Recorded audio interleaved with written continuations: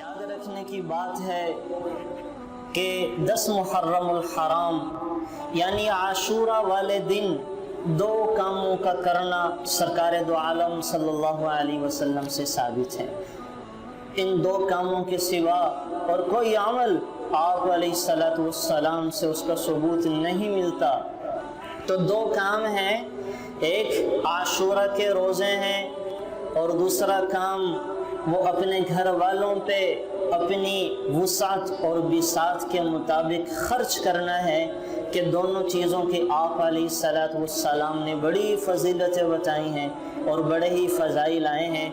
ایک چیز اور ذہن میں رکھیں کہ عاشورہ کا دن آتے ہی یا 10 محرم الحرام کا نام سنتے ہی ہم سب کے ذہنوں میں حضرت امام حسین رضی اللہ تعالیٰ عنہ کی شہادت کا واقعہ وہ سامنے آتا ہے، اور ہم سمجھتے ہیں کہ عاشورہ کے دن کے جتنے بھی فضائل ہیں، محرم الحرام کے جتنے بھی فضائل ہیں، وہ سارے حضرت امام حسین کی شہادت کی وجہ سے ہیں۔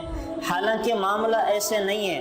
حضرت امام حسین اور اہل بیت کی شہادت نے تو اس دن کو 4 چاند لگائے ہیں، عاشورہ کے دن کو 4 چاند لگا دیے، لیکن حقیقت میں عاشورہ کا دن اور محرم الحرام کا مہینہ یہ ہمیشہ سے محترم رہا ہے۔ عاشورہ کے دن کو تو عاشورہ 10 وجوہات، 10 تاریخ انسانی کے بڑے بڑے واقعات کی وجہ سے کہا جاتا ہے، اور عاشورہ کا دن اور محرم الحرام کا دن یہ ہمیشہ سے محترم ہے۔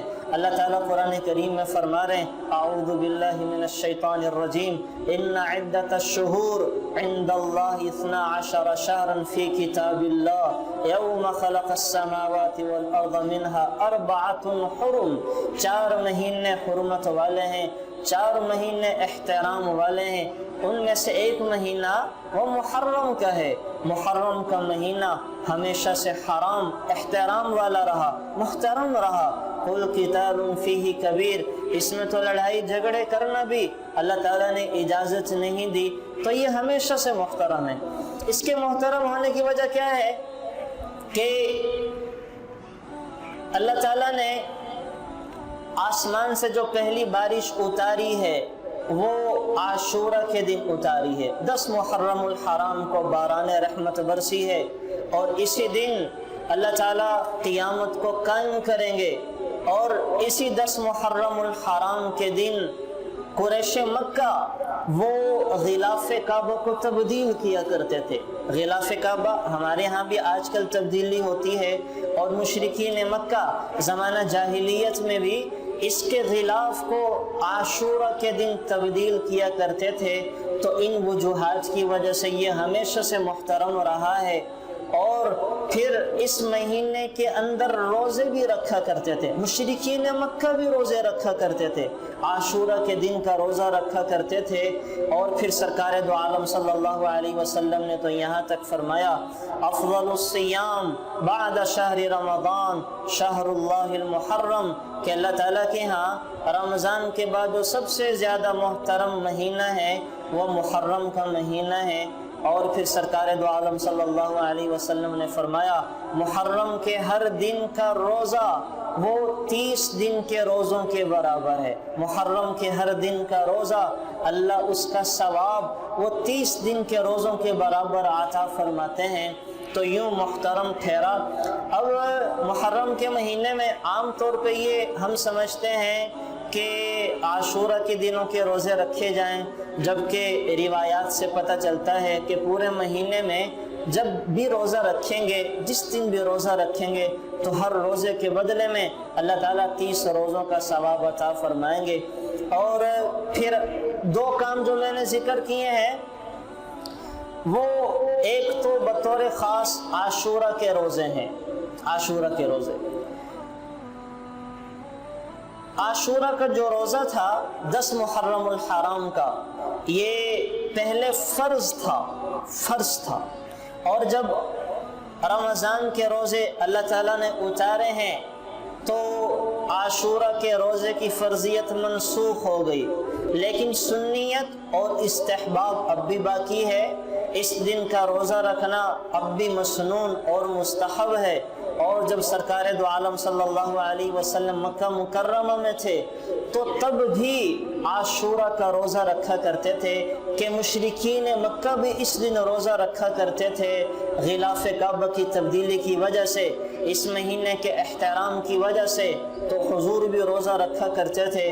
اور جب مدینہ منورہ میں تشریف لے کے آئے ہیں تو آپ علیہ السلام نے کیا دیکھا کہ یہود نے عاشورہ کے دن کا روزہ رکھا ہوا ہے، یہودیوں نے عاشورہ کے دن کا روزہ رکھا ہوا تھا۔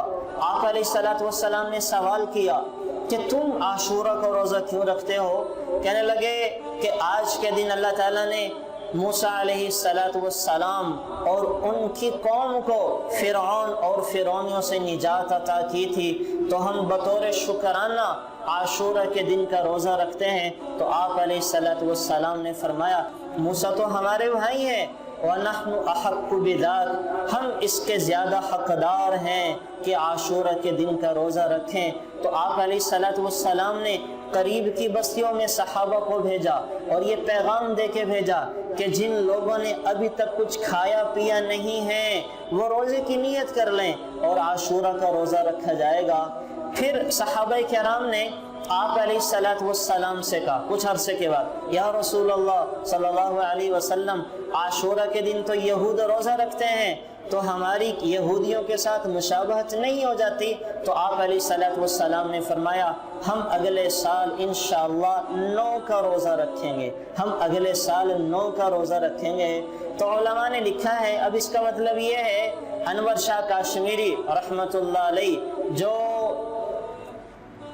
امام اعظم ابو حنیفہ ہند کے نام سے مشہور ہیں، انور شاہ کاشمیری رحمۃ اللہ علیہ، یہ فرماتے ہیں اس کے 3 مطلب ہیں، عاشورہ کے دن کے روزے کے 3 مطلب ہیں، اس کی 3 کیفیات ہیں کہ انسان 9 کا روزہ رکھے، 10 کا روزہ رکھے، 11 کا روزہ رکھے۔ 3 روزوں کا رکھنا یہ زیادہ افضل اور مستحب ہے۔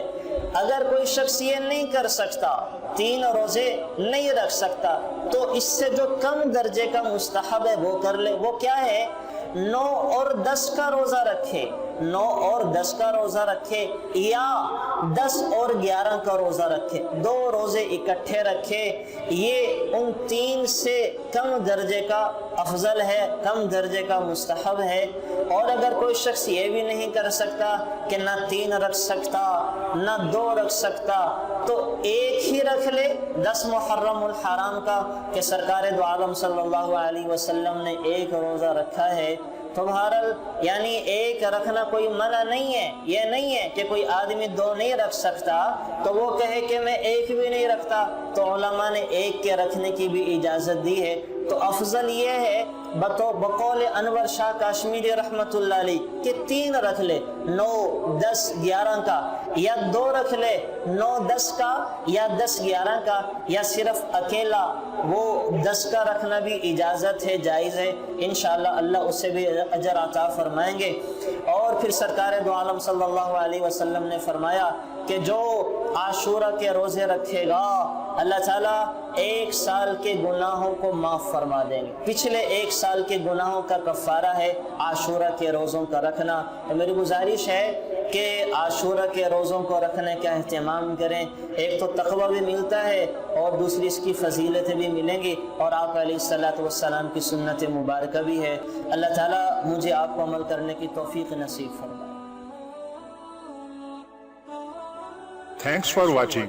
Please subscribe, like, share Mufti Sufyan.